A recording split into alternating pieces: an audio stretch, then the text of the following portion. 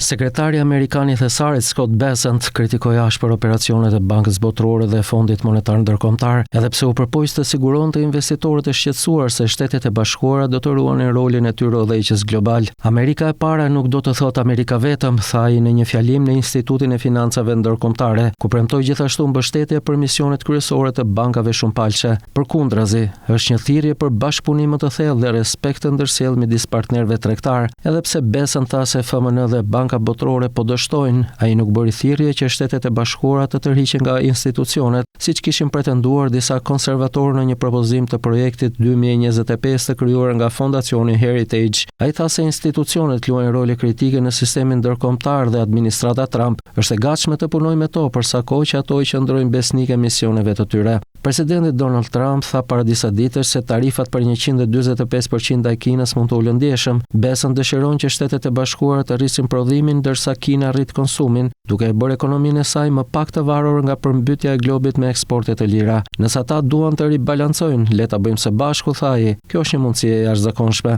Nga ana tjetër, Pekini tha se ushtrimi I presionit nuk është mënyra e dur për të marrë me Kinën dhe thjesht nuk do të funksionojë. Megjithatë, fjalimi I Bessent në Washington përfaqëson një sulm të ashpër kundër FMN-s dhe Bankës Botërore, që ofrojnë kredi dhe mbështetje të tjera financiare në të gjithë botën. Ai tha se administrata Trump do të shfrytëzojë udhëheqjen dhe ndikimin e Shteteve të Bashkuara në këto institucione dhe do të shtyjë ato të përmbushin mandatet e tyre të rëndësishme. Disa nga kritikat e Bessent pasqyronin përpjekjet e administratës Trump për të çrënjosur ideologjinë progresive nga institucionet federale. Ai tha se FMN ka vuajtur nga vonesa në misione dhe I kushton kohë dhe burime jo proporcionale punës për ndryshimet klimatike, çështjat gjinore dhe sociale.